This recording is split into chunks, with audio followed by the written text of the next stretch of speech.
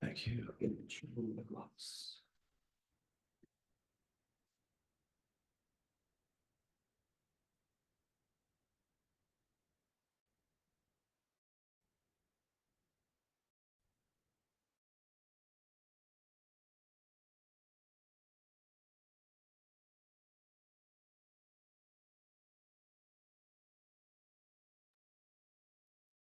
Cameron, let's just do a sound check while people are joining.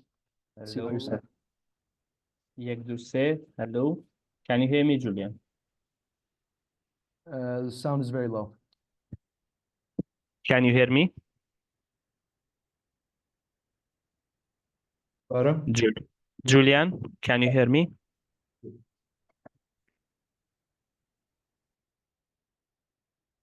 Welcome for the people who are joining. Hello, Marcelo. Very welcome. Thank you.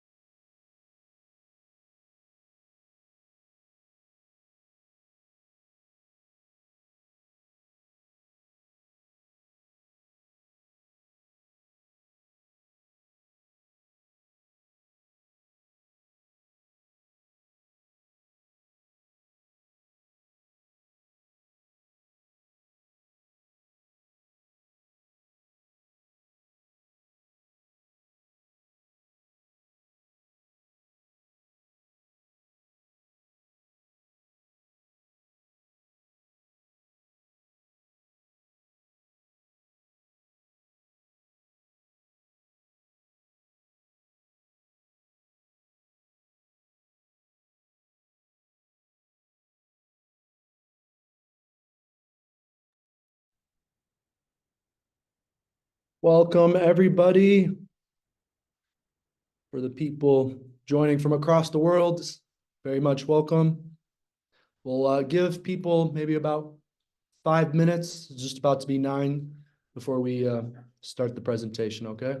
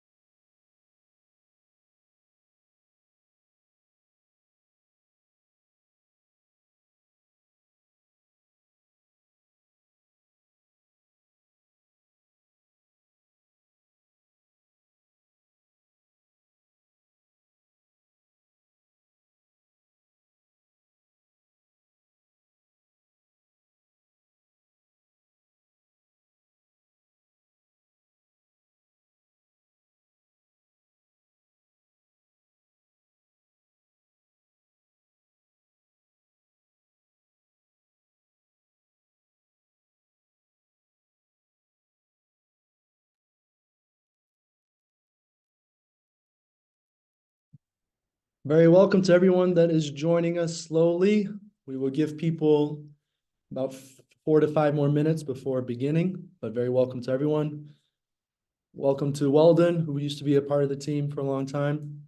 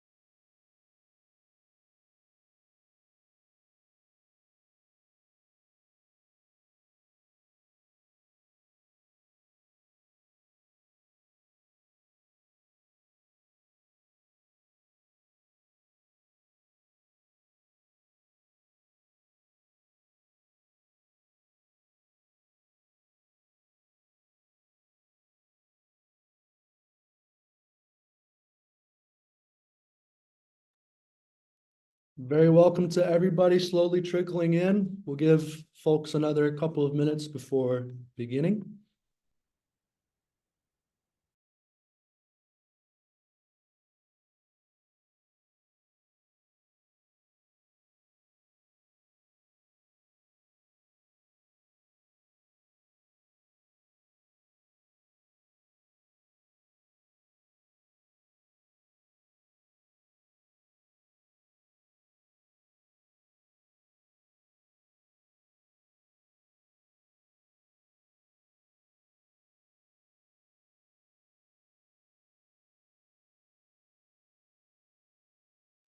I have in the chat, I've put the CPT report, the latest one that we'll be presenting if anybody wants to use it as reference during the presentation.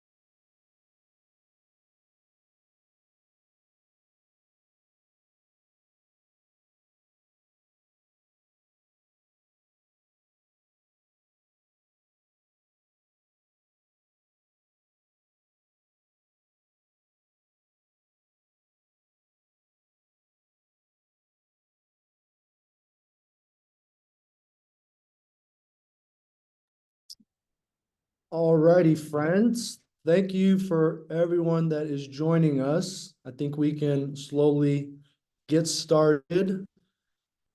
So again, in the chat is our latest report if you kind of want to follow along or use it as reference for questions. And everyone's microphone is muted. So if you, during the presentation, if you wanted to ask any questions, just put it in the chat or in the Q&A in the bottom, on your bottom tab. And then at the end, I will make sure to ask that question.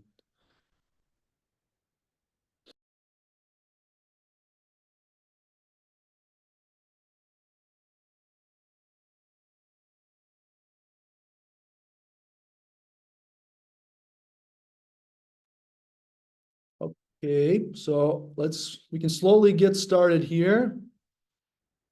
So, just a quick introduction. So, my name is Julian. I am a part of the CPT Iraqi Kurdistan team here. We're both joining you live from Slimani.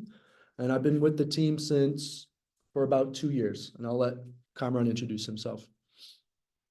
Hello, everyone. My name is Kamaran. I'm based in Iraqi Kurdistan and I come from Iraqi Kurdistan. I have been working as a journalist for 5 years, and since 2019, I work with the CPT Iraqi Kurdistan team. Thanks. Awesome. Thanks, Kamran. So just a little bit, we'll just introduce CPT a little bit. So CPT's been in the area for a long time, since 2006. It used to be a different project, actually. The CPT team used to work on the oil companies that were in the region, but we've been working on the impact and documenting the impact of Turkish and Iranian military operations and civilians for a long time. So we've been in the area for a long time, but CPT in general has 5 teams. We have a team in Lesvos, a team in Palestine, a team in Iraqi Kurdistan. We also have a Canadian branch. Yeah, so CPT's been active since the early 90s. So again, thank you everyone for joining us. So we just wanted to give a little bit of introduction on the report. So this report's a culmination of about 2 years of work. And we wanted to give a little bit of background for people on why the report came to be. So as already mentioned, we've been working on this documentation for a long time, but we went with some families in late 2022 to meet with the Iraqi government. For law, civilians who are killed or injured should be compensated by the Iraqi federal government if they've been killed or injured. Fortunately, most people have not been compensated, and we'll get into those numbers a little bit later.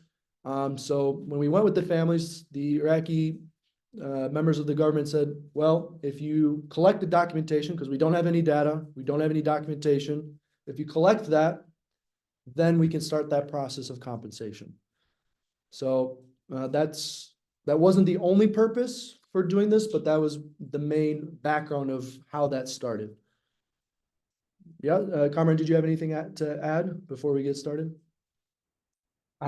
Just one addition to that. The problem that Iraqi government could not have data or compensate people was according to the law, they had to have 4 offices in each governorate in Iraqi Kurdistan, but the Iraqi Kurdistan government, KRG, didn't allow Iraqi government to have these offices to compensate people. So we as CPT, we played the role of these offices to collect the data and submit it to the Iraqi government. Yeah. Perfect. Thanks for that, Kamran. So Kamran will go ahead and present that. Let me share my screen here first.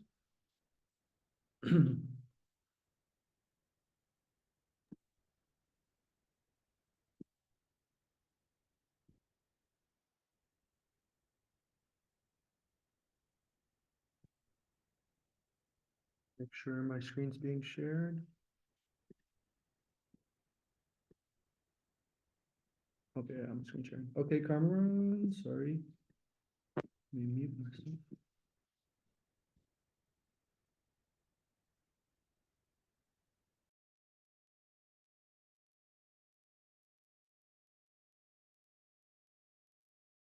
Yes.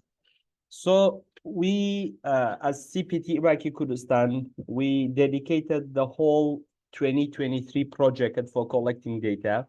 We went village by village in Iraqi Kurdistan to collect the data of the people who have been impacted by the war, impacted by the Turkish and Iranian military operations. The first, we started with the Iraqi Kurdistan government to know if they have any data or any documentation. We found out they have zero data. They don't have any, they haven't documented anything regarding to the Turkish and Iranian military operations. And in some occasions, they were even asking CPT to share data with them regarding to the civilian casualties and also the amount of the bombardments in Iraqi Kurdistan. So what we did through some local groups or networks in each area, we collected data, we interviewed a lot of people. We interviewed more than 1,000 families in Iraqi Kurdistan to make sure that we have all the people who have been killed and injured by the bombardments in Iraqi Kurdistan.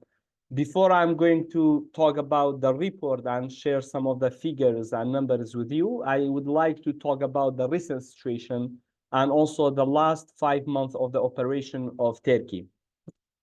So Turkey, in this year, in June 15, they started a new military operation in Iraqi Kurdistan. It's supposed to be to last in 1 month, only 1 month, but they extended for 15 more days, so it lasted in August 1st. In this military operation that Turkey did, for the first time, they built a checkpoint that you can see on the map. In the north of Iraqi Kurdistan, there is a checkpoint called Dergale Musabagi. The first thing they did, it was building this military base. And also, they brought more military, so like they brought more soldiers and troops to inside Iraqi Kurdistan, which they were counted as 1,250 soldiers.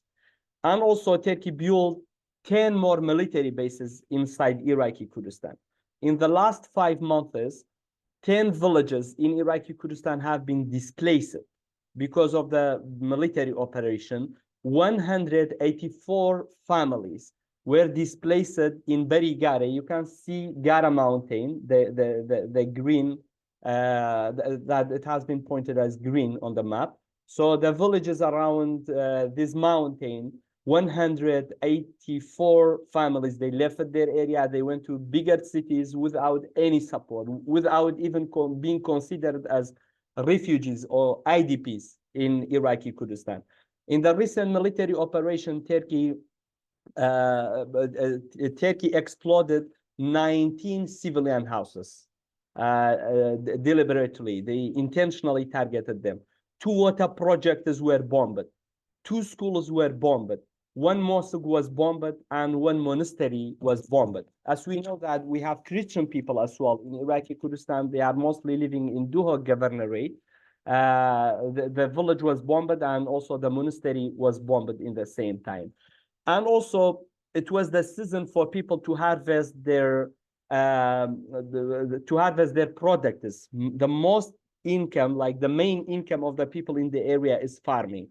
So 184 families, they were not allowed to collect their products and also to farm in their fields. So they were just displaced. And this operation was the extension of a bigger operation, which is called CLOW operation, which started in December 2017. For the first time in 2017, Turkey entered Iraqi Kurdistan through Bermiza village. You can see in the north east of Iraqi Kurdistan, this village is called Bermiza village in Sidakan area. They entered, they built a bunch of military bases in the area in depth of 35 kilometers. And with this military base, they brought telecommunication towers. They established a telecommunication tower to interrupt the Kurdish telecommunication network in the area and to also cut the signal of the Kurdish media. You can see Bermeza village in the northeast. The village, the first village that was impacted because of this bombardment is when we visited people 2 years ago, after 5 years of this occupation, when we were talking to the new generation people, the younger guys or the people who were born after 2017, they were speaking in a broken Kurdish language. They were proudly saying that we can speak in Turkish language. So it's not only a military operation, it is a cultural assimilation as well in the area. And this area is very well known for nomadic life. It is like the lifestyle, it used to be the lifestyle of the Kurdish people. And every year, thousands of the families, they are going to these mountains in Sidekan area to tend animals in spring and also summer. So after this operation started, nobody was allowed to go back, and anyone who was going back, they were being targeted. Even this year, during the recent operation, some families, they said, it's our main income. We cannot like stop working or living as nomadic people. They went back, and 2 families were targeted. 2 other people went to harvest wild vegetables or the spring vegetables. They were targeted as well. In the coming years, in 2018-19, the operation expanded to the northwest more, and they started to build military bases in Haftanin area. If you can see on the map, in the northwest of Iraqi Kurdistan, in Haftanin area, they also built military bases, and a lot of villages were displaced in the area. Then they expanded to the northeast to Kanimase area, which is called Berwari Bala area. They built a bunch of military bases in the area. Then they announced a Claw Lightning operation in the area, then Claw Eagle, Claw Tiger operation. The last operation in 2022, they started Claw Log operation. In April 16, the operation started to log the whole border and also make a buffer zone and connected with Rojava, with Syria, the northeast of Syria, which some of the parts have been occupied and invaded by Turkey. So they wanted to make a gap also between Kurdish people in Iraqi Kurdistan and Turkey, and also Kurdish people in Iraqi Kurdistan in Syria, and also with the Kurdish people in Turkey and also in Syria, to make this gap between them.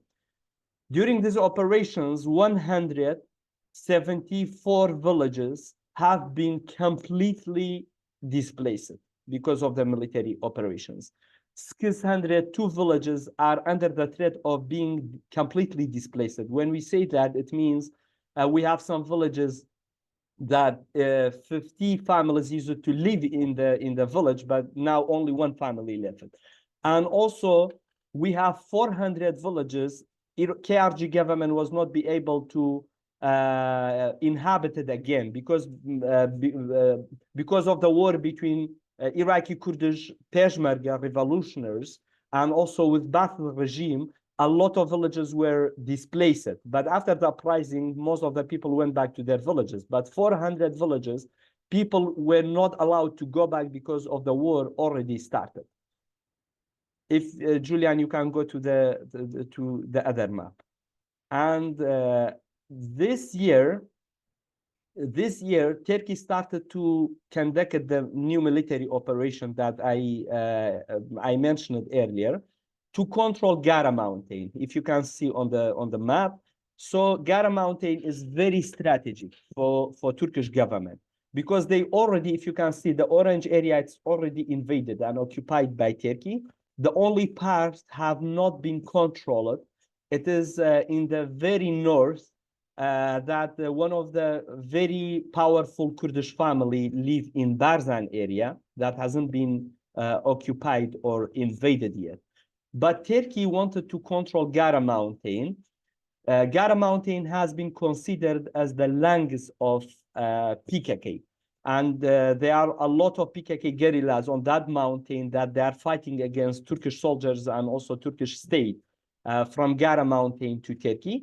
So Turkey wanted to control this mountain in order to stop all the activities of PKK and also to displace 139 villages around this mountain, and also to control 75% of military power in Duhok Governorate. If Turkey would be able to control this mountain, KRG government and Iraqi government will lose 75% of their power, military power and also administration power in the area. And this mountain is very close to Mosul area, and Turkey already has a military base there. So they want to connect this area with Mosul, which is Turkey has a, they have a project which is called National Oath or Mithaqi Milli, that it was the last order from the Ottoman Empire Parliament that was issued. It contained 6 orders. They are considering all these areas as Turkish area, as a part of the Ottoman Empire. So they want to redesign the border again in the area. They will not be able to do it in this military operation, but they could control some parts of the north of Gara Mountain, which is called Nehele area, very close to Amedi. They control the area. So you can see in this map, the brown area is the recent Turkish military operation. And they built a military base in Sergele village in the north of Gara Mountain to be able to bomb Gara Mountain. And also they built some military bases. If you can see that we have put as a Turkish flag. They built 7 military bases in the northwest as well. And all these military bases have been connected together with a military road network in the area. And in order to do that, Turkey conducted a huge deforestation. They cut a lot of trees in the area, especially in September 2022. In some days, they were exporting or importing to Turkey 350 tons of wood, and they were making sofa and chairs and other type of carpentry stuff and sending back or selling them to Iraqi Kurdish people in Erbil, in Iraqi Kurdistan. So with this new military operation, as I mentioned, the only area have not been controlled is Gara Mountain, and Turkey wants to control it with the help of the Iraqi government. As you know that this year in April, Recep Tayyip Erdogan, the president of Turkey, paid a visit to Baghdad and made an agreement with the Iraqi government for the development road. Development road is a project that connecting Asia with Europe, and it's going through Iraq, and economically it's very helpful for the Iraqi for the Iraq and Iraqi Kurdistan as well. And also they made a project, or they signed an agreement about the water, because Iraq is suffering from the lack of water, and we have two main water or rivers are coming from Turkey, which is called Tigris and also Euphrates. So Turkey stopped the flowing of these 2 rivers. With this agreement, they started to open the river to come back to Iraqi land. And in return, Turkey asked to have military or intelligent information sharing with Iraqi government. What they did in August 15, they signed an agreement in Ankara to build a joint military room or agent room in Bashik military base. Bashik military base was made in 2013. Turkey made it to fight against ISIS. But ISIS war was over. Turkey never left it. Even 2 times officially Iraq asked Turkey to leave, but they never left it. So now it's being it's going to be a joint military room for Turkey and Iraq to share agent or intelligence informations together.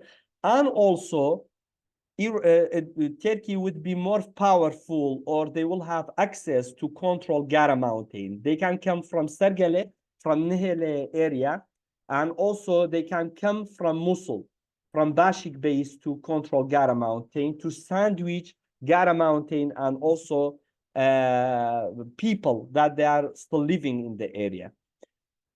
Yeah, so this is the situation. And now recently, Turkey is trying to build military base, like these military bases that they had, it was built with the light construction materials. So now Turkey wants us to build with the like heavy construction materials that PKK cannot be able to target them, which PKK, especially in the last 10 days, started to target these military bases. It's a golden season. It's going to be cold.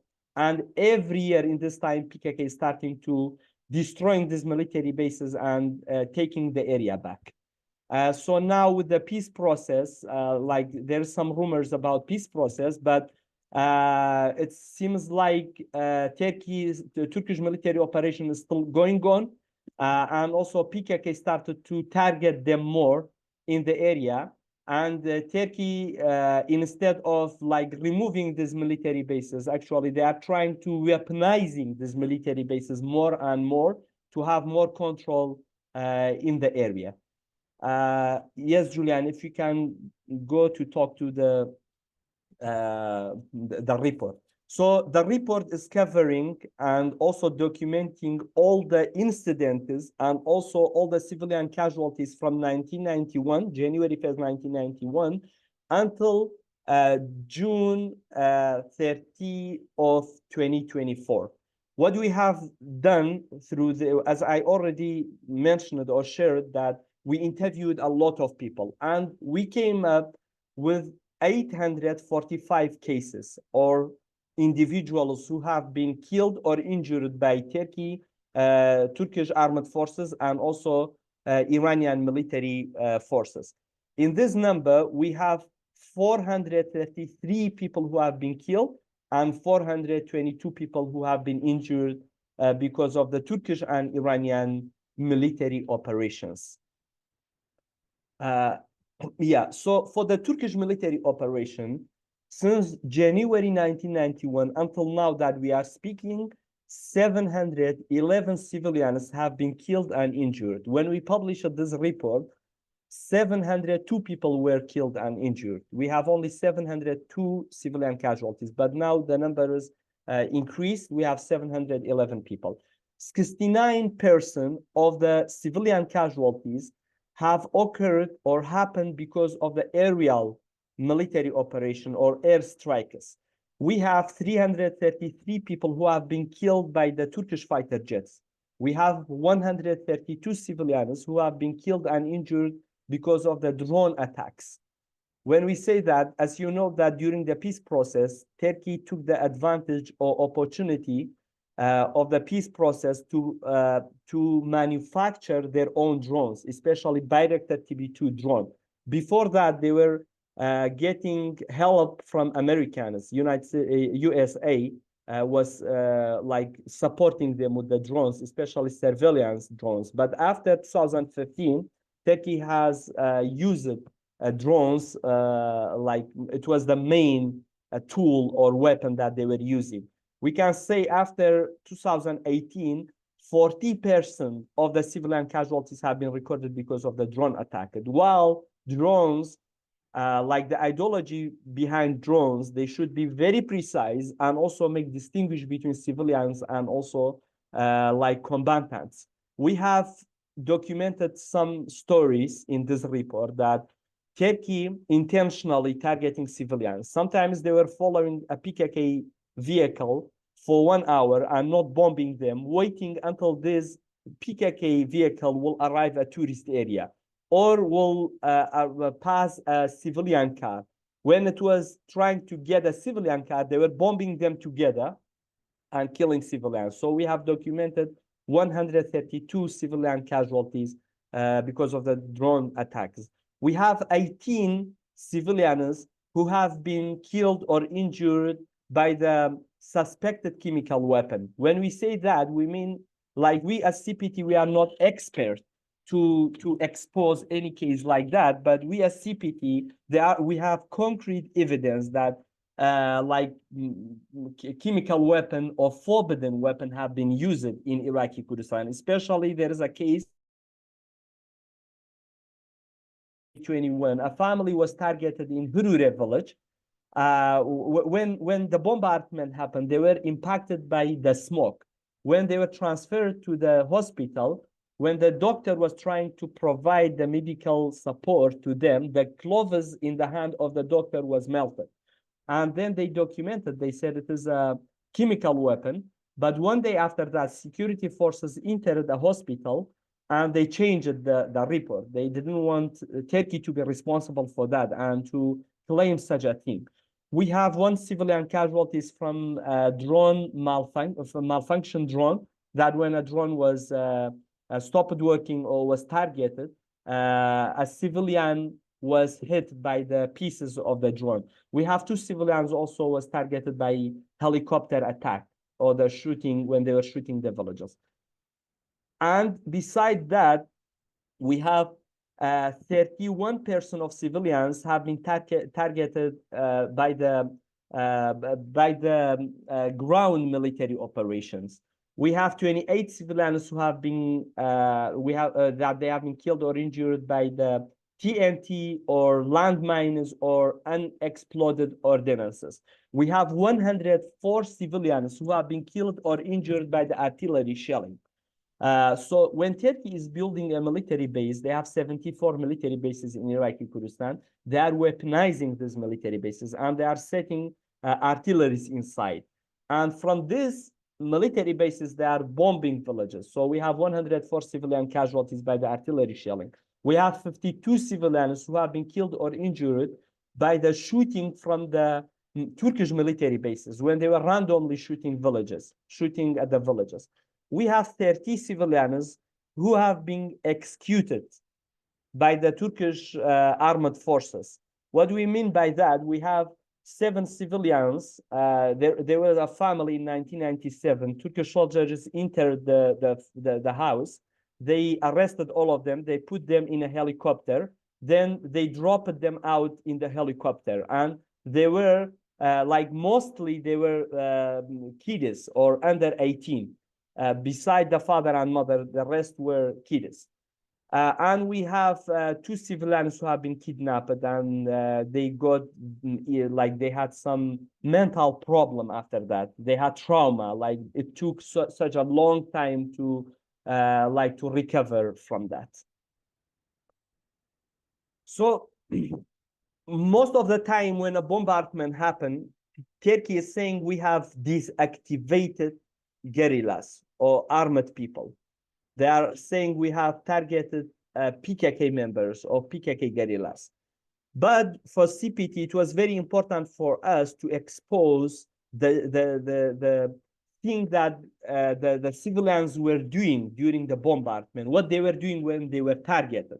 So in our survey or in our interviews, we found out 256 civilians were busy with farming or tending animals. They were in their farms. While they were farming, they were bombed. While they were shepherding, they were targeted. While they were harvesting spring or wild vegetables, they were bombed. We have 157, they were inside their home when they were targeted. Like we have moms that they were feeding or breastfeeding their kid when they were bombed. We have 67 civilians who were targeted while they were as a tourist. They were in tourist area. We have 66 civilians, individuals who have been killed or injured while they were working. They were in their shop, they were working. We have 35 families or civilians, individuals who have been targeted when they were driving. One of the things, it's very unfortunate, in some of these cases, while the people were driving, they were targeted. Iraqi Kurdistan government, on their death certificate, they wrote that they were, it was a car accident. That's why they were died. They didn't mention the truth in their death certificate.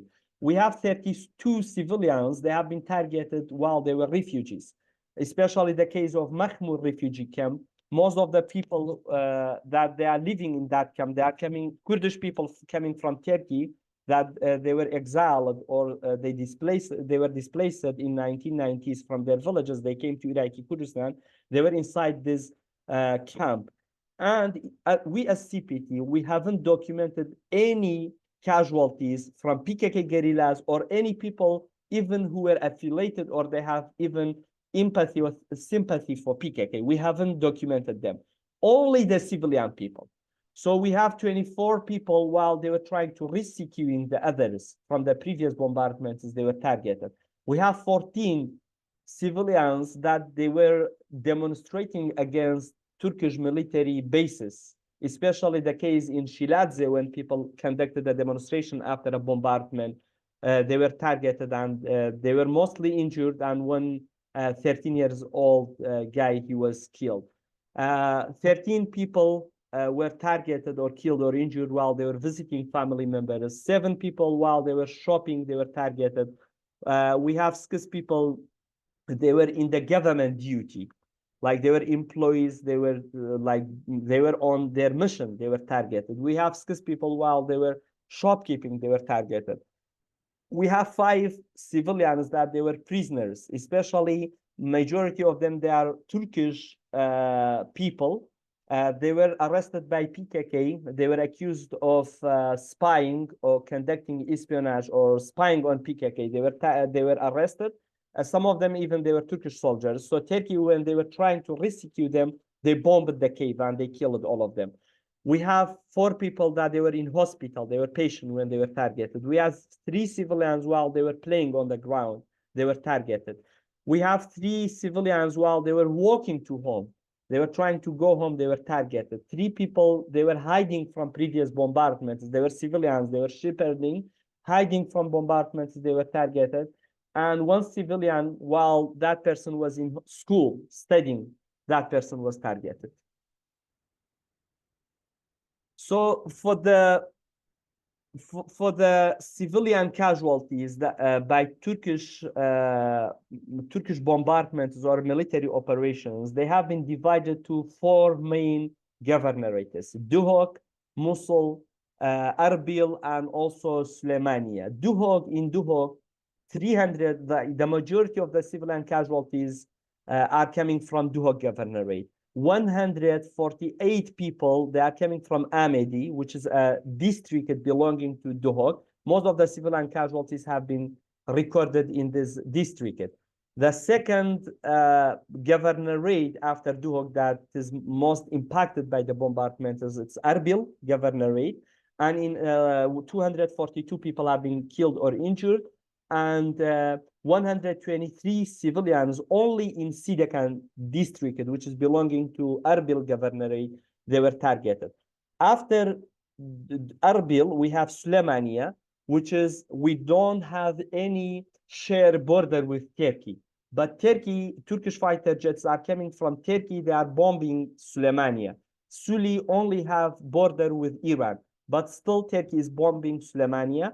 114 civilians have been recorded, civilian casualties have been recorded. And the most impacted district in Süleymaniye governorate is Peshder, that's 71 civilians have been recorded.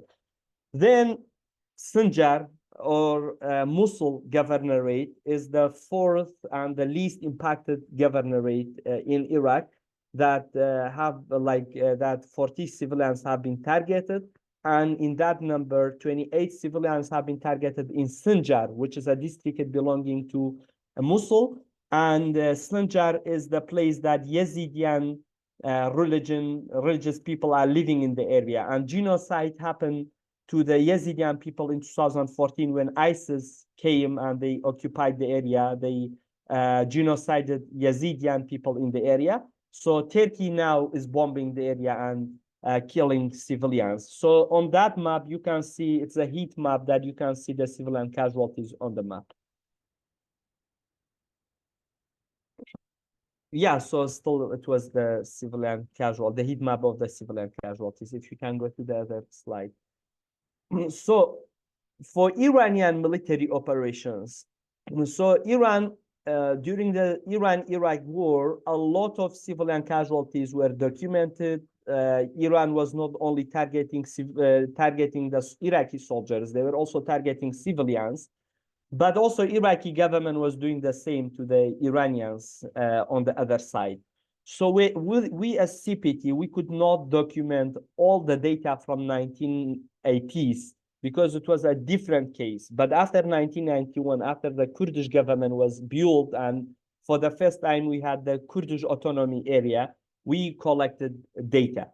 So in the number that we have with the Iranians, 145 civilians casualties have been killed or injured by the Iranian military operations. In that number, it's mostly like through the ground military operations.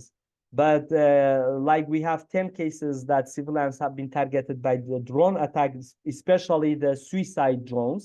We have 111 civilians have been targeted by the artillery shelling, and 19 civilians have been killed or injured by shooting when Iranian soldiers were shooting from their bases randomly to the villages. And we have 3 civilian casualties who stepped on the mines or TNT, landmines or TNT when they were trying to so we, in Iraqi Kurdistan, on the border, we have a lot of villages are very close to the Iranian military bases. Because Iran, after 2011, after the Arab Spring, they built 151 military bases. And around all these military bases, they planted landmines. So when civilians were trying to harvest spring vegetables, when they were trying to reach the mountain, they were stepping on the mine and they were dying or killed because of these landmines. So when it comes to the Iranian, like civilian casualties by Iranians, how the Turkish armed forces, they are accusing civilians for being affiliated with PKK. It's the same case with the Iranians. They are accusing people to supporting the Kurdish opposition parties from Iran, that they are fighting for the Kurdish rights. And in the same time, lastly, they have accused civilians to be affiliated with the Mossad or affiliated with the Israeli intelligence agencies in Iraqi Kurdistan, especially the case that happened in December last year. A civilian house, a businessman house was targeted, and even there were some children were targeted and died in this incident.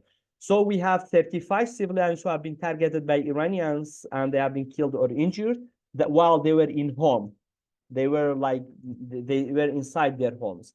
We have 42 civilians who have been targeted while they were farming or shepherding. We have 33 civilians while they were hiding, they were targeted. So when we are saying hiding, we as Kurdish people here, we have this we all have the underground hiding room because it was built when Iraqi government was targeting here, and also Iranians when they were fighting against Iraqi government. So we as people, for protecting ourselves, we were going to underground rooms. So when they were trying to go, they were bombed. And some people, they were going to caves to hide themselves because they were close to the mountain. They were targeted.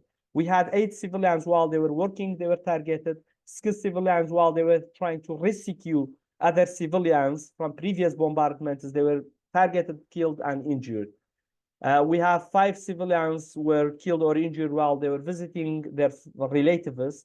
3 people while they were shopping, 3 others while they were on tourism, 2 people while they were trying to go home, 2 people while they were driving, 2 people in refugee camp, 1 other person while eloping. So when we say that in Kurdistan, we have a culture of elopement. When a woman is when someone is trying to get married with a woman, but the family is not accepting that, the girl is deciding to leave with the man, to leave their village and escaping. So it was the case in 1994.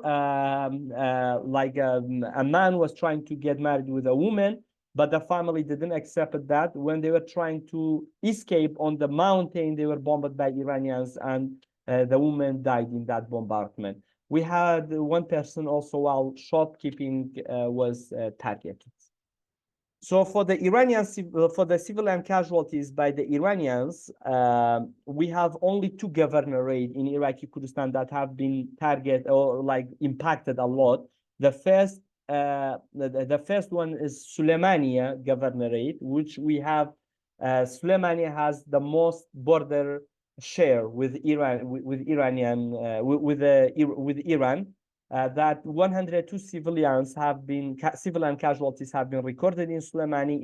In that number, we have 96 civilians in Peshder area, because Peshder has a border with Iran, and 3 civilians in Mawat, 2 others in Sharbaja. The second impacted governorate is Erbil, because Erbil has a border. 1 civilian casualties have been recorded by Iranian military operations in Erbil, and the most impacted town in Erbil governorate is Choman. That's 16 civilian casualties have been recorded, and this is the heat map of the civilian casualties by Iranians. So we have some incidents for the Turkish military operations and also for Iranians that civilians were intentionally targeted. We have the case of Kendakolan massacre in August 15, 2000, if I'm not mistaken. Nomadic families, they were living in the mountains. They were trying to tend their animals. So I want to have a sip of water. So in August 15, 2000, there were a lot of families living in Sidekan Highlanders, and Turkish fighter jets came. They targeted like a nomadic hub, and they killed almost 31 civilians, and they injured 13 other civilians. They bombed 2 times with the fighter jets, and after that, 2 helicopters came. They poured acid to the civilians. We interviewed with the family and some of the survivors. They told us it took 3 days for them to take the body out from the soil. They were digging the soil to take the body out, and most of the flesh from the bone was separated. So they had to try to take out the body. And there were not any PKK guerrillas in the area. There were not any armed people in the area. It was only civilians, and we have all the evidence, and we have even video and photo of the people that they were targeted. Even 2 women, 2 women were pregnant. One of them was in the time of giving a birth and delivering the baby, that she was targeted and she was killed. We had some cultural events that was targeted by Turkey. For example, the villages that they were displaced, now people have a festival every year. So each of them, they are living in different towns and cities, but they have a specific day in the year. They are gathering together in a different place, not their village, but a different area, to get to know each other and to keep the relationship. So Turkey bombed in 2022, May 26th, they bombed the festival, and 2 children, while they were playing on the ground, they were killed, and one another was injured.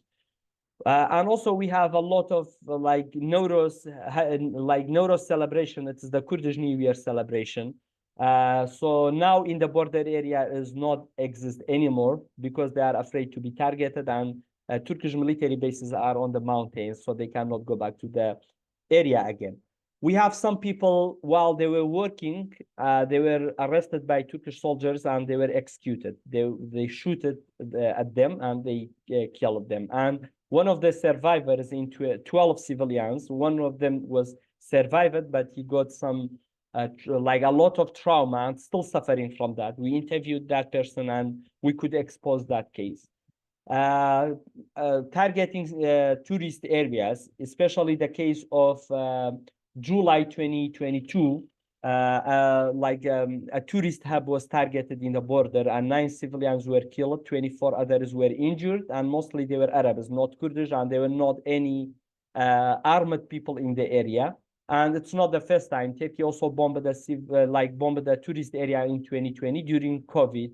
It was somehow the post-COVID. They targeted the area, and a family completely, they destroyed a family house or shop, and also most of them, they got injured. And also targeting the refugee camp. So the camp that I mentioned earlier, the Mahmur refugee camp, that Kurdish people who are coming from Turkey, that they are refugee here, they were in that camp. They have been targeted, and Turkish excuse for that is having PKK armored people inside this camp. But the thing is, during the ISIS war, PKK also fought against ISIS. And they came from the mountains to Mahmur. Mahmur is it is 245 kilometers, if I'm not mistaken, is away from the border. So PKK went to Mahmur because it was occupied by ISIS to protect their people. And after ISIS, they didn't leave the area. They said, we don't feel our people in Mahmud camp is impacted, so we are not leaving. But they were based on the Karachuk mountain, which is behind the camp. They were not inside the camp. But still, civilians were targeted. Turkey was bombing PKK and also civilians. Some people were milking inside the camp. Some people, like 3 months old baby, was targeted inside the camp. But now there is no even any PKK, like especially after 2023, it was an order PKK left it, but still the camp is targeted. Last week, I got a lot of phone call, and we as CPT, we received a lot of phone calls from refugees in the camp that drones are flying over the area, and refugees or the individuals that are hiding themselves, they cannot get out. And also the case of targeting combatants and civilians together, as I mentioned earlier, most of the time they are not bombing PKK guerrillas alone. They want them to go to civilian areas, and when they were driving on the main roads or going to tourist area or going to villages, they are bombing them, and then they are killing civilians as well. Yeah, and also in the case of Iranians, we have a massacre that occurred in 1994. So during the civil war, if you are aware of this civil war, we had PUK and Turkey. So Turkey was supporting one of the political parties, and also Iran was supporting another one. And sometimes they were switching. Especially with Iran. Sometimes was supporting PUK, sometimes was supporting Turkey. So during civil war, it was 5 days bombardment on Kaladze. Kaladze is in the Suli governorate, and now it is the home of almost 100,000 civilians. So they were bombing inside the village. There is a neighborhood in Kaladze that people hide themselves from the bombardment. And in one point, they said the bombardment stopped. Let's go to the yard, and we can have some water. We can take a breath, like after being there for 24 hours. So when they got out, they were in the yard. Iranian revolutionary military or whatever, the Iranian military forces, they bombed the yard, and they killed almost 21 civilians. And we have video, we have photos of that incident that's very well documented from the family. So there are babies, majority of the casualties are women in that incident. We have a lot of farmers who were targeted while they were farming, and we have a lot of civilians while they were in their home, they were bombed. We have the case in the Iranian bombardments, we have a case that a woman was breastfeeding her daughter. They were bombed together.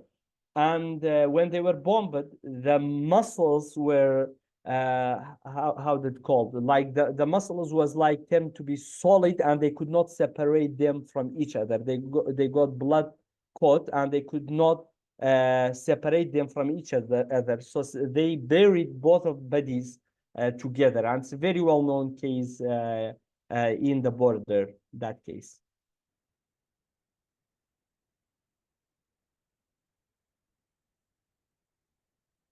So when we were doing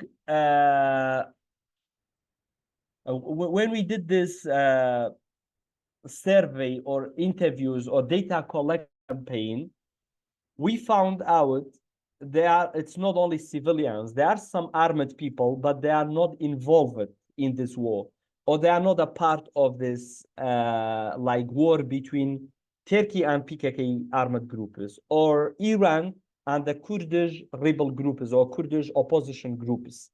But they were armed belonging to Peshmerga. Peshmerga is the Iraqi Kurdistan military force, or the Iraqi military forces. They were targeted while they were on their duty. Either they were Iraqi border guards, they were on their duty, but they were not a part of the conflict. They were targeted by Turkish military forces or Iranians sometimes. We have the case of the Turkish military force bombed Iraqi border guards while they were trying to keep a mountain and not letting PKK guerrillas to come there. But Turkey bombed them. And they bombed guerrillas as well. So they bombed them and they killed like people from both sides. And they were saying there was a negotiation between PKK and also Iraqi armed groups about this mountain to be controlled by Iraqi government. So as I mentioned before about the Iranian military bases, they have 151 military bases. They have made these military bases after the Arab Spring, when PKK focused on Rojava to Syria. They made the Rojava autonomous area, and Iran took the opportunity of that because a lot of guerrillas were going to Iran, and they took the opportunity, Iranians took the opportunity to control the mountains. But the difference between Iranian military bases and Turkish military bases, the amount of Iranian military bases are more than the Turkish military forces, military bases. But Turkish military bases are located in deeper inside Iraqi Kurdistan. They are located in 35, 40, 20, 9, 12, 15 inside Iraqi Kurdistan. But for the Iranian military bases, they are located in 5 kilometers in deepest or 10 at the most in deepest of Iraqi Kurdistan. So for the compensation part, as we mentioned before, we visited Iraqi government in November 2022 to get compensation for people, because KRG government hasn't compensated people. They only paid a monthly salary for some people who have been impacted, but they are affiliated with their political parties. We have two main political parties, PUK, Patriotic Union of Kurdistan, and Kurdistan Democratic Party. They are ruling the KRG since 1991. So they were only compensating or giving monthly salary for the people who are affiliated to them. But the independent people and the people who are not affiliated with them, they didn't get any compensation. So we have a lot of people, 187 civilians who hasn't received any monthly salary and also compensation. And we have 174 people who has been recognized as civil martyr. So we have national martyr and civil martyr. But 174 people, they have been considered as only civil martyr, and their salary, it is $125 per month. And they are considering that as compensation, which is not, it's not a compensation at all. And also we have 31 people who are not eligible to get this compensation. And we have 43 people who got national, they have been considered as national martyr because they were more connected to the political parties. We have 95% of civilians who have been injured, but they haven't received any compensation. Even they haven't received medical support. Yeah, so we as CPT, and now like we are in the situation, so as I mentioned it before, according to the law number 20/2009 and law number 57 from 2015, people are eligible to get compensation from Iraqi government. But Iraqi government should have compensation offices in the north, in Iraqi Kurdistan. But KRG doesn't allow these offices to have or to exist here. So we talked to the Iraqi government, and now there is a decision from the Prime Minister that we as CPT, we are submitting all the documents in a different governorate, which is called Nineveh. It is not a part of KRG. So we are submitting all the documents to get compensation for people as a national martyrs and from Iraqi government. So we are hoping that in next year, we would be able to have got compensation for everyone, all the people who have been impacted. And this data collection, it is not only for getting compensation. Actually, compensation is the last part. No families can be compensated for their for their lose, like they lost their family members. It's not only numbers, it is lives, it's stories. So nothing is compensation for them, but at least it will help them. But the main goal for us to make Turkey and Iran to be responsible and to join getting some international organizations and lawyers on board to file complaint against Turkey and Iran to make them responsible for what they are doing. And with this data that we have, that it was never ever exist in Iraqi Kurdistan, to show what Turkey is doing, to demonstrate what they are doing here, and sharing this data with the consulates, embassies, all the governments who are weaponizing Turkey or selling weapons to Turkey, to tell them, with your weapon, Turkey is killing civilians in Iraqi Kurdistan. To stop this, to stop selling or weapon deal between these governments. And as I shared before, our data has been used by KRG government, by Iraqi government, and by journalists. And also we are the main source for the data of the civilian casualties by Turkey and Iraq. So this data is very important. It's not only for compensation, but it is for doing more investigation and also advocating for the civilians. Thank you so much, and feel free if you have any question. We are here to answer your questions. Thank you. Thank you so much, Kamran, and thank you everyone for listening. So we are now opening up the space to Q&A. So if you don't know already, on the bottom, you'll see a Q&A, and you can type whatever question you like, and we'll answer it to the best of our ability.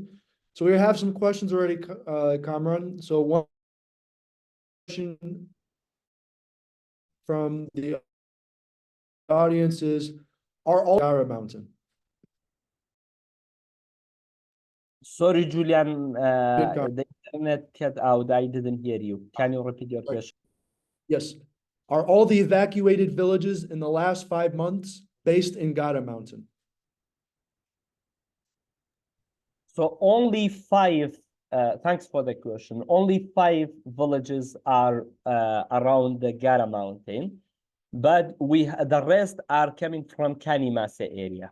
So Kanimase area was the entrance of the Turkish soldiers when they entered. So in order to control Gara Mountain, they had to target these villages in Kanimase to get Matina Mountain, which is opposite to Gara Mountain, then targeting Gara Mountain. So only 5 villages are located in the feet of the Gara Mountain, which is Girgashe, Spindare, Mje, Kafna Mje. They are located in this area. Thank you so much. The next question is, what is the current situation in Haruda? And has the team been to Haruda or Kanimasa recently? And you did talk about a little bit Kanimasa, but can you give the situation in Kanimasa at the moment? The situation of Kanimase itself, it hasn't been controlled, but military, we can say it's controlled. There is no any base inside Kanimase, but around the area, it's controlled. And also even some officials or authorities, they will not be able to even go back to work inside Kanimase. In terms of Hurure, Hurure is the village that during Claw Lightning operation was controlled, and Turkey made 4 military bases around the village, and it was completely blockaded.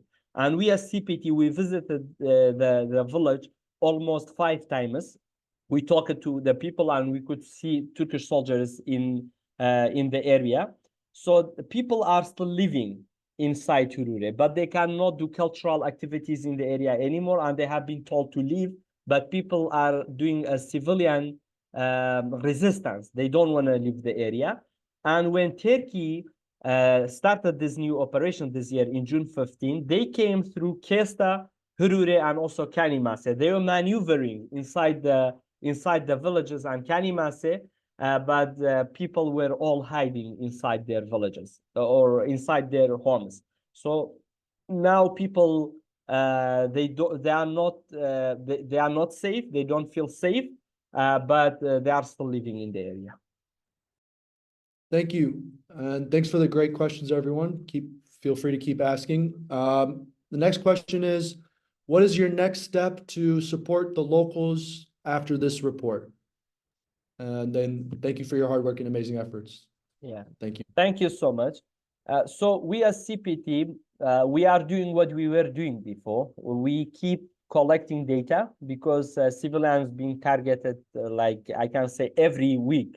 We have some civilians have been targeted in Iraqi Kurdistan. We just came back from a visit in Sidakan area. We visited two families that they lost their family member or they had an injured person in their family. So we will continue in that way. And also, we want to make collaboration with the international NGOs and international lawyers to file some complaints against Turkey and also Iran. And also, we are already involved in 3 complaints against Turkey. We will continue with that, and we will try to keep our partnership and relationship with the villages. We should not forget that even the authorities are not visiting the villagers. We as CPT, even if you are not going for collecting data, we are still visiting them in the villages because sometimes they are telling us we are the only group who are visiting them and checking with them. So we will try to keep our partnership and advocate for them. And also we have a very good relationship with the Human Rights Commission in Iraqi Kurdistan. We will try to, through this commission, to advocate more for civilians, and also in the next cabinet of KRG government that it's supposed to be formed after the election, we will try to have order that already exists to consider all the civilian casualties by Iranians and Turkish military operations as a national matter to implement that. Next question is, so I am from the US. From this side, what can I do to make people and governments more aware of this? So maybe I can jump in on that one, Kamran. Since I'm also from the US. So one of our main efforts since the release of the report has been advocacy. And last January, I was in DC meeting with Congress members and different institutes, presenting the report and talking about the civilian impact, sharing the different stories. And you would be surprised from congressmen who are even on certain military committees that they have absolutely zero idea about the impact of Turkish military operations. Maybe they might be a little bit familiar with Iran, but with Turkey, they're completely unfamiliar. So I would highly recommend, whether it's your Congress person or senator in your area, please share that report to them, whether it's physically. It goes a long way because you never know which congressperson or senator is on which committee in the US. When I visited my representative in Nebraska, he knew about it, but he didn't know about the civilian impact, and he's on the Armed Services Committee. So the vote for selling fighter jets, which, as Kamran mentioned, is the main cause of civilian casualties, US is selling its fighter jets to Turkey. They still passed the bill, but now that awareness is there.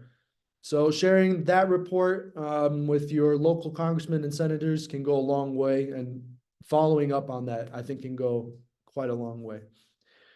Next question is, what is the Sorry, cut off? Julian. If I can add a little bit Yeah, to your go ahead. response, Sorry. thanks for responding to that question. So I want to clearly say the Turkish drones are nothing without the support of Canadian, like Canadian parts, like the parts of the drone that have been provided by Canada, and also Germans, and also British government. And also, most of the people who have been targeted by fighter jets, the fighter jets are coming from US. So it would be great if the people, anyone who is here, they can talk to their representatives or their governments about that with the American F-16 civilians in Iraqi Kurdistan being targeted. Like with the Canadian lens, Turkey has can indicate, or they can target civilians because Canadians are providing the lens, and also the other part is from Germany and UK to Turkey. So if you can ask them to have at least conditionally providing them, not just providing them and getting the money, and civilians can be targeted. Thank you.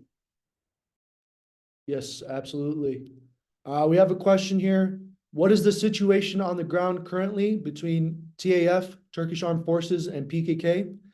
Is there infighting? Is Turkey holding its operations till next spring and PKK taking advantage of this to launch its attacks on Turkish position? Or is the situation relatively stable now? So the situation is not stable. What's happening in the area, Turkey wants to maintain their bases because, as I shared before, it's the golden season for PKK to target Turkish military bases. Turkey is trying to have their military bases with the heavy constructions. And in the last few days, PKK has targeted the Turkish vehicles that they are delivering cement, sand, and construction materials. They have been targeted, and PKK have planted some TNTs for the vehicles, and every day they are targeting them. But also Turkey from Nihele area or Matina mountain, they are also targeting PKK outposts and PKK positions. Definitely, it's not the fight has not been stopped, but Turkey is not bombing by the drones or fighter jets. Because with the drone, PKK already has the ability to take the drones down. They have this Zagros 3 weapon. It is anti-drone weapon. They have deactivated drones a lot, especially this year we have observed that. But for the fighter jets also, it is difficult in the summer when they are flying. So they are mostly artillery shelling the PKK outposts, and especially after the after the attack in Ankara, Turkey in only 24 hours, they targeted 19 places in Iraqi Kurdistan. And still they are targeting, but the weather is not in their favor, especially in the last week. It was a lot of raining in Amedi area. So it was like for PKK was a good time to target them. So the situation now is PKK is targeting them, and sometimes they will get some reaction from Turkey. So Turkish military force main strategy now is maintaining their military bases and keeping them for the next year and starting the operation to control Gara Mountain. We have a question. Please talk a little bit more about spreading the word to governments and organizations who may have some influence from outside of Turkey. For example, who are these institutions and what has been their response to your information? Yeah, actually, we have talked to some consulates here. Like we are always sharing our reports with the consulates and also with the international organizations. We really believe Canada is one of the countries that they stopped military export or supporting Turkey to build these drones, and especially providing the lens of the drone. And Turkey tried to make their own, but they somehow failed. So now Canada is starting to provide the lens again. So it would be great if there would be some focus on that. Even if they are providing, they should be conditional to provide any kind of part of the drone to Turkey. And also with the, as I mentioned before, with the US, like it has to be conditional when they are providing any kind of military support. And Kurdish people should not be scapegoated again in purpose of having Sweden in the NATO. Kurdish people should pay the cost of that, because we really feel after Sweden applied, Swedish government applied to be a member of NATO, one of the first conditions that Turkey had was they should uphold all the all the sanctions on the military or selling the weapons to Turkey. So we have observed that most of the governments, they removed their condition to sell the weapon to Turkey, and they started to sell weapons to Turkey again.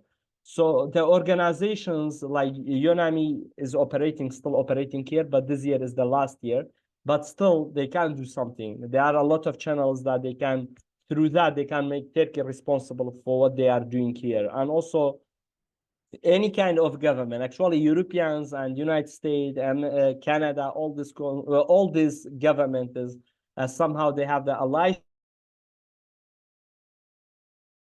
Your words or your advocacy for that, and using our reports can make some influence and impact this deal with Turkey, like especially the weapon deal with Turkey. And I would just echo what Kamran said, just to add on a little bit about the Canada thing. So it is definitely for sure that when Canada stopped selling the radar for the Turkish drones for about a year, it definitely had an impact. So, you know, it can be difficult in terms of advocacy to say, well, stop the attacks, right? But targeting those specific parts, whether fighter jets being sold to Turkey or drone radar from Canada being sold, and that's the precision lens that's being used, like those are really good avenues to take if you're sitting and wondering, okay, what can I do?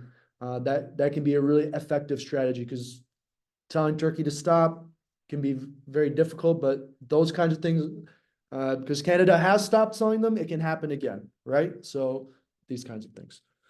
We have a question here. It's a good question. Do you have any data about environmental cases, excuse me, or violations against the environment or environmental damage, so on and so forth? So yeah, one of the things is that I forgot to answer in the previous question about what's the CPT next step is. Actually, one of the things is that we are focusing in our next step is talking about the environmental impact, economical impact, psychological impact, cultural impact of these military operations. And for the environment, what we could gather since 2007 until 2024, 1,800,000 agricultural dönüm. Dönüm is a measurement of the Iraqi measurement. I don't know how can we convert it to hectare, but 1,800,000 dönüms or agricultural land have been burned because of the Turkish military bombardments. And also, as I mentioned before, in order to make the military road network, Turkey has deforested, or they have cut a lot of trees on the border. As I mentioned, only in one day, 350 tons of wood was imported to Turkey. A lot of trees have been cut in the area. So yeah, it is what we have, but we haven't gathered all the information and data about regarding to the environmental impact.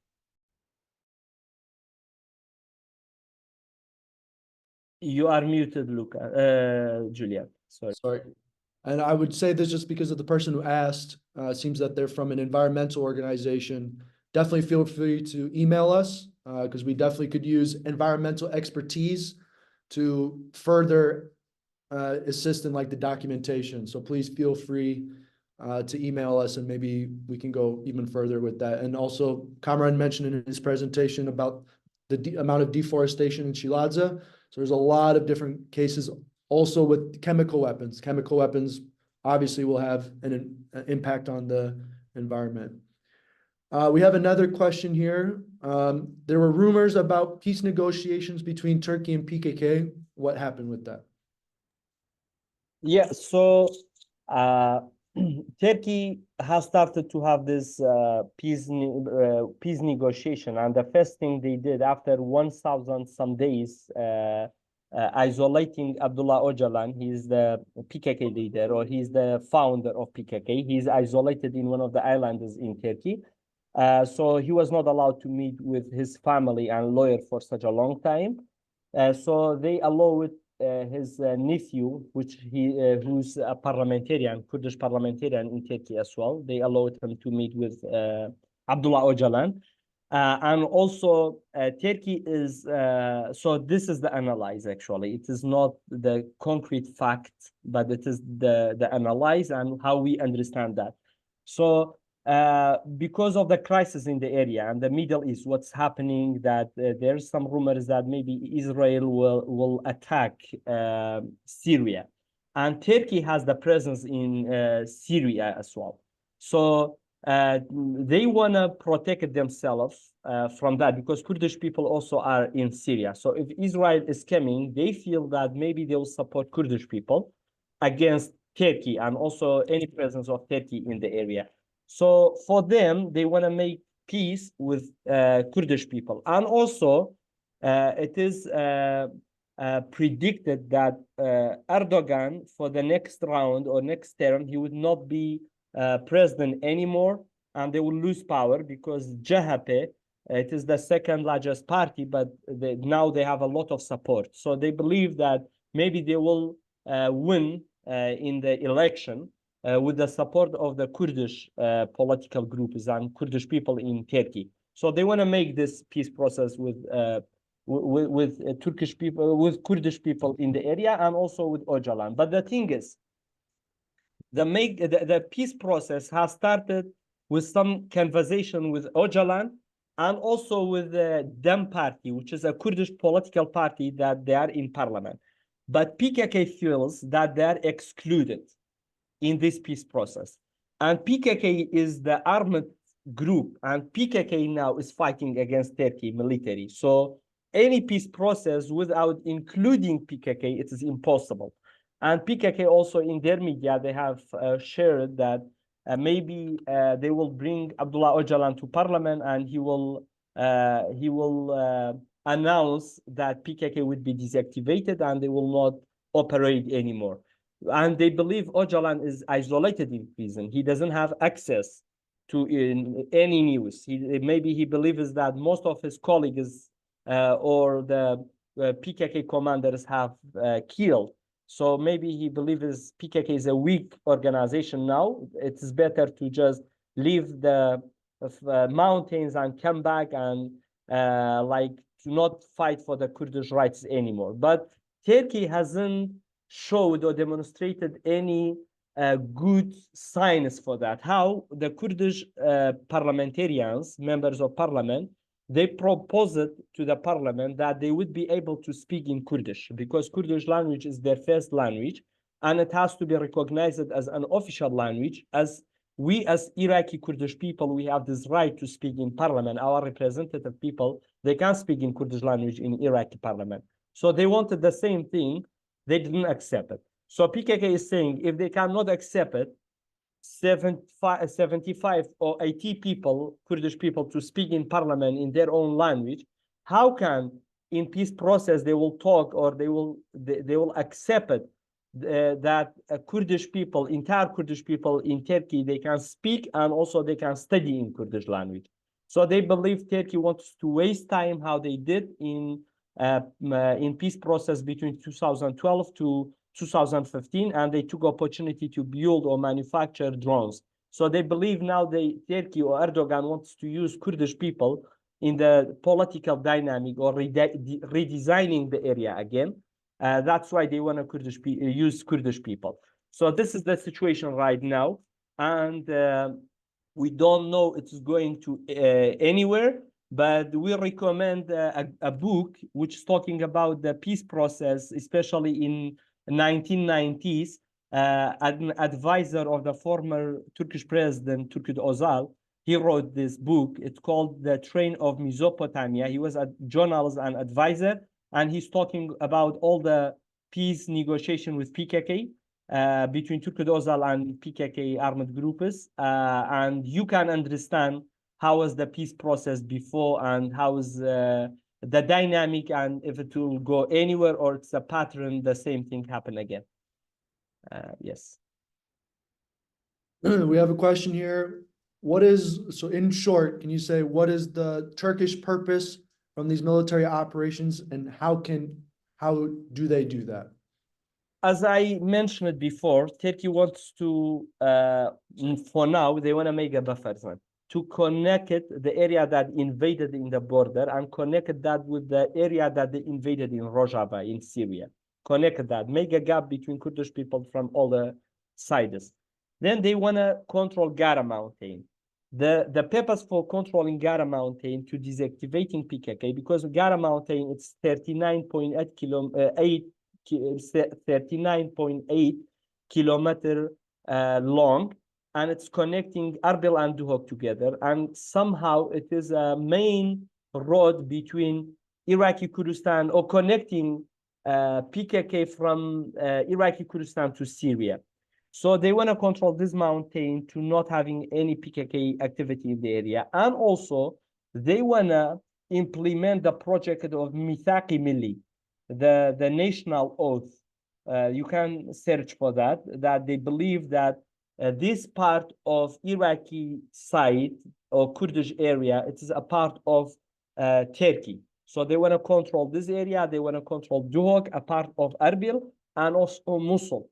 And Erdogan in 2021, he clearly said, we consider Mosul as a part of Turkey. So it's what they want to do, and they want to take the opportunity of redesigning the area. They believe that maybe in this crisis, Middle East would be reshaped again, redesigned again, and they want to have more control, or they want to invade more area in the area.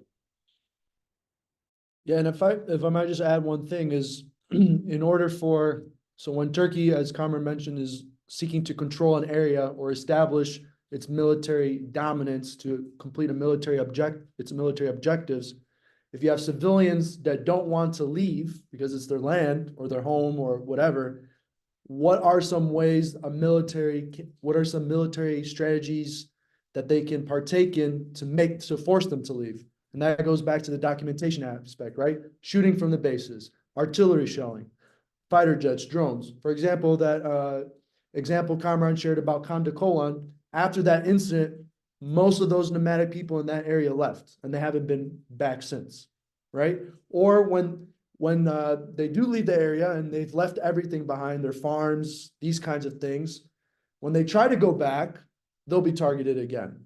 And then they're highly discouraged from going back. So that's kind of that pattern. We have a question here. And thank you for the environmental person for sharing your contact. We will reach out to you. I'm interested to hear more about what type of legal advocacy you are all thinking about. Are you hoping to bring a certain case or hold a certain actor accountable? So 2 weeks ago, we talked to some experts that they are based in Germany, and they are doing the similar work that like to making the states responsible for what they are doing to individuals in the other countries. So we talked about the case, and they are asking for 2 specific cases that we are trying to provide to them, but it is a joint contribution. Like CPT contribution is getting the families on board, and this group is working in Germany on that, and there would be some other groups to work as like side by side with us and this group to make Turkey responsible for what they are doing. We are not legal experts. This group is like they are experts, and we as CPT, our contribution would be providing these cases and also providing the human rights violations that has happened here. And this group is trying to find out to form a committee to advocate for these people. So yeah, it would be in that way, but we really hope that there would be more groups to join us, and also to like pay attention to what's going on here, because we as CPT, we cannot do all of this work. We can document, we can report about that, but it's the work of some others to go with that, and also to develop the idea of making Turkey responsible in order to decrease or stopping killing and injuring civilians in Iraqi Kurdistan. And I would just add one thing, one of the really important reasons for then there's some type of legal jurisdiction or recognition from the Iraqi federal government that can give some legitimacy for the filing of the complaint, right? Because as Kamran already mentioned, it's starting from zero, right? Like when we're collecting the debts, as Kamran mentioned, most death certificates, if not almost every single one, does not say Turkey did that or Iran did that. So that it can be, those avenues can be difficult, but in sharing this report and in advocacy for all of you, if you know any legal experts, you can send it their way, and they can maybe search some avenues in your home country, whether it's Canada. Let's say, okay, Canadian radars have been used to target civilians. Here's the report. Here's the data. Then maybe within your own government, you can file a complaint within your local committees. I'm going to skip ahead to a question here. I think it's important, Kamran. Why is PDK allowing this to happen to their people? Why do they allow the Turkey to shut off the water? Is it because KDP makes too much money in trade? Like, what is the reason?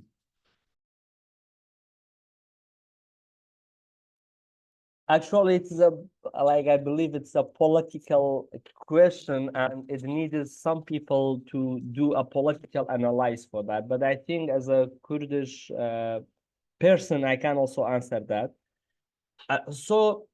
As I mentioned before, whenever we have a civil war, one of the neighboring countries is supporting one political party, and Turkey is supporting the other one. So for having this balance, like especially in 1996 and also 5 even, if Turkey was not supporting KDP, Kurdistan Democratic Party, actually we could say now we could not see any KDP party here. So Turkey supported them, and the first military base was built. It was during civil war that KDP asked Turkey to enter and build this military base.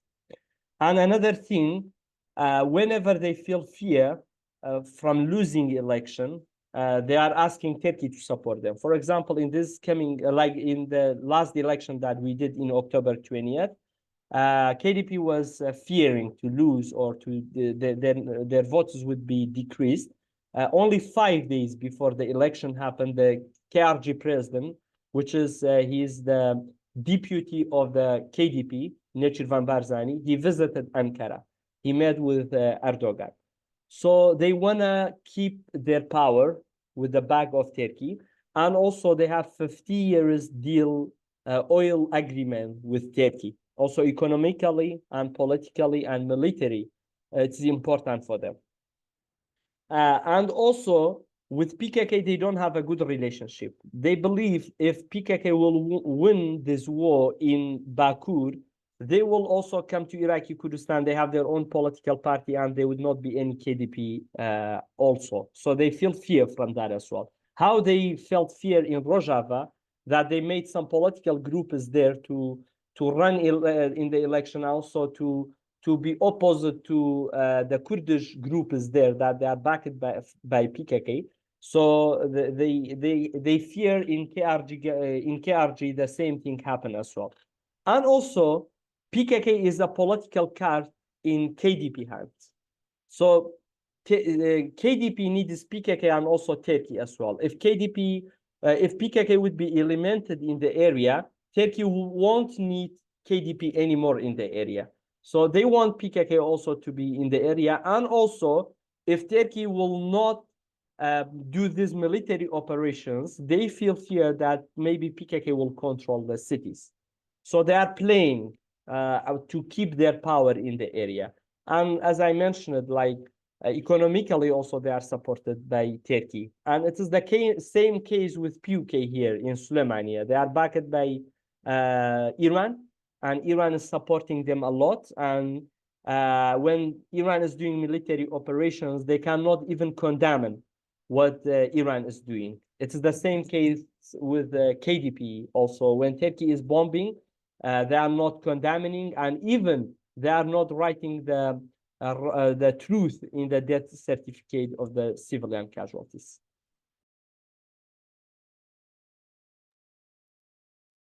Yeah. So question is, you spoke of meeting with Iraqi government officials.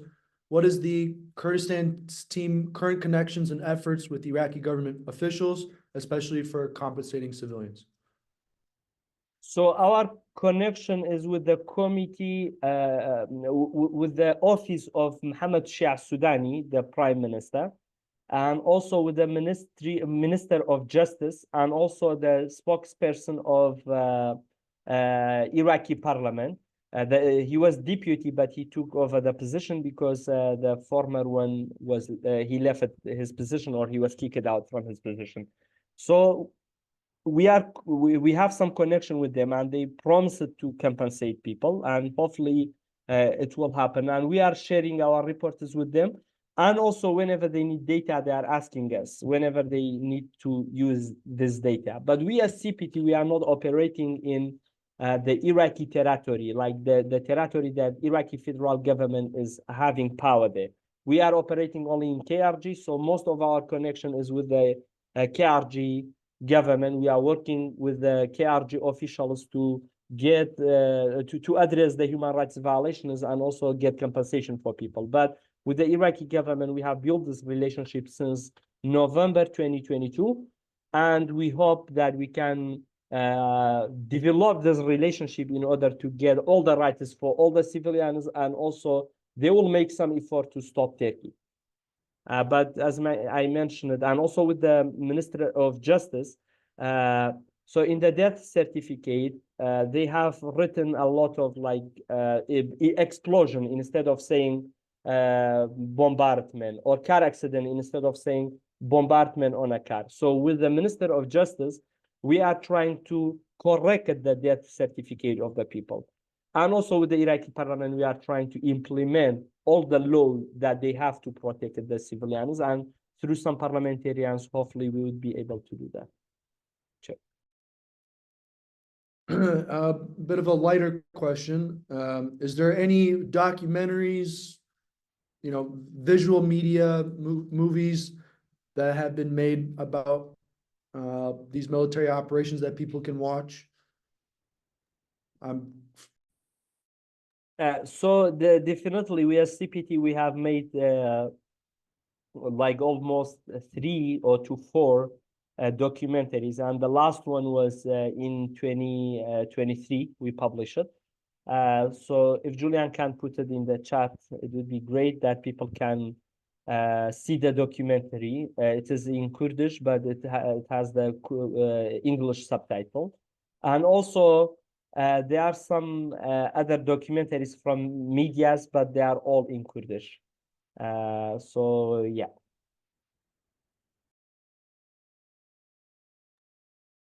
Yes, once Kamran answers the next question, I'll put the link to that here in a second. The question is Israel's war on Gaza and Lebanon affecting Iran, affecting Iraqi Kurdistan in any way, or the situation with the military operations in any way? So definitely, if like the bombardment on Lebanon and Gaza, if it will, as Israel already indirectly, they have mentioned that the next, like they will have the next countries that they would be targeted, maybe it would be Syria and also Iraq. And the Netanyahu map that they showed, Iraq was a part of, like the black part. It would be the area that their eyes would be on it. So for sure, it would be, it's impacted already. And also the peace process that Turkey is talking about, it comes from that, the rumor that they will target Syria. And also another thing, if the peace process would happen, maybe for a few years, there would not be any bombardment here. But on the other side, if Turkey will not implement the peace process, and if they just want to take a like a rest and then start the military operation again, and also to strengthening their military forces, actually it will have a very bad outcome. I would say the next military operation after the peace process can even be reaching Erbil. It can come to very close to the capital of Iraqi Kurdistan. So for sure, in many ways, it's impacting the war here. And also with the PKK, that Turkey believed that Iranians are supporting PKK, so they can use PKK as a tool. So it is what they believe. And also, PKK believe that, as Erdogan mentioned, maybe the Gaza the refugees from Gaza, maybe they will make a camp for them in Rojava, in the territories that Turkey invaded. So maybe they will bring refugees from Gaza to Rojava. If they will do that, actually, it would be like it will make tensions even with the Kurdish people, that now Kurdish people, they are in solidarity with the Palestinians and in Gaza. But as we know, oppressors always want to the people who are oppressed to have tensions between them. So maybe it's another strategy for making up, like reuniting the relationship between Palestinians and Kurdish people. And so I put a link to the documentary below, and also to the CPT's website. There's a question about a link to the webinar after we're finished. So anything, all of our reports on there. You can even look back to some of the older reports and anything other. All of our data is public. So if you're interested in anything like that, you can check there. We just have one question left, unless something pops up, and we've talked about it already, but the question is there any way to hold Turkey accountable for targeting civilians? So we've kind of talked about it already, but maybe we can kind of say in a couple of definitive waves. Yeah. So as I already mentioned, like there are a couple of complaints against Turkey is going on, and we as CPT, we are involving as witness. And also we are trying to to join other groups, and also bringing more NGOs on board to file some complaint against Turkey, especially with some specific cases. And then if we can get some result out of that, actually, for sure, Turkey would be accountable for what they are doing, at least internationally. An international court can say Turkey committed a crime or a war crime.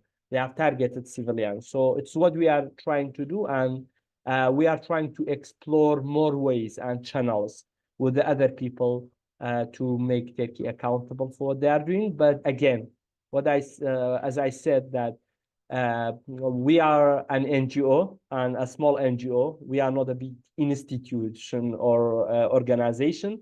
We need the support of others and the help of others. And when we are saying making Turkey accountable for what they are doing here, it's not about we hate a state, we hate a government. It's not about that. It's about nobody deserves to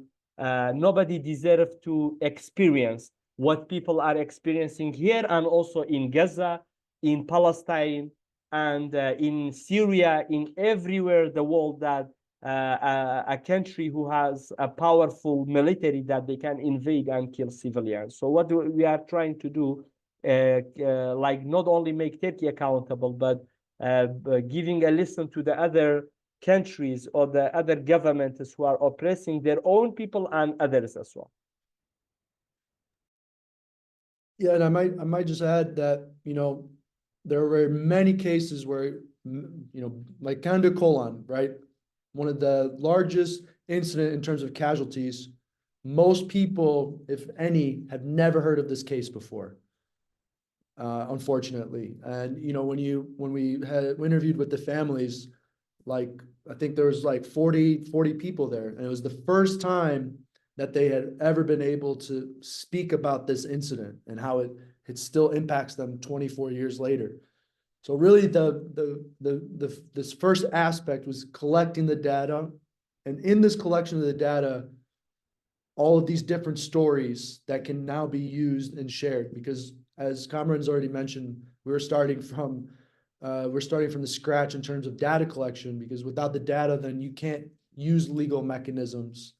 So yes, so now hopefully there are some avenues or other institutions or people can. So we just had one last question pop up.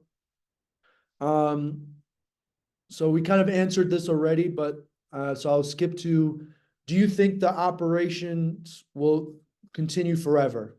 Like, what does the future look like for these operations?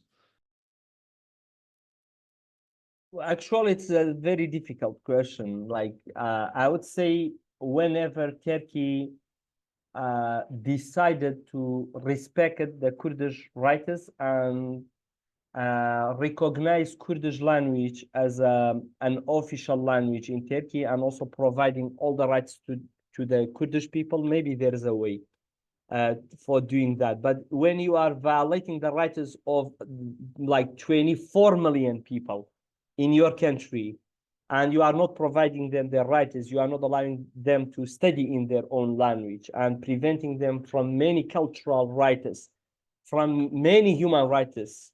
So what you are expecting, and we should not forget that PKK is a reaction for the Turkish nationalism. PKK is the reaction for the Turkish racism, Turkish government racism.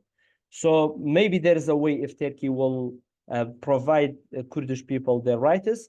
And but one thing, all of these peace processes and what Turkey sometimes is claiming that they want peace, actually, throughout the history, it has been a tactic to having more military power in the area. And as I mentioned before, Turkey has 74 military bases, and they never ever, when they build a military base, they never ever. The base of the Bashik, as I mentioned earlier, that when they built, they said we are fighting against ISIS. But after ISIS war, they have been asked to leave. They didn't leave. So we don't know if it will go forever, but hopefully, like, there would be some peace negotiation, and some people will get power in Turkey that they believe the Kurdish right is. They will not use Kurdish people as a tool to reach what they want, to receive what they are aiming for, but to reach peace and to live in peace and having coexistence between Kurdish and Turkish people in Turkey. Well, it seems that we don't have any more questions, so we would like to express our deepest appreciation and gratitude for everyone that took the time out of their day to join and hear about the report. And thank you everyone for the great questions. And we hope that this was a useful tool for everyone to learn more about the report, the situation, the current situation. So we definitely encourage you to share this report with as many people as you can, and and that can be small steps to get to where we hope that we can get to make sure that those civilian impacts are stopped. So if there's no further questions, Kamran, do you have any closing thoughts? Yeah, thank you so much for staying for almost 2 hours webinar.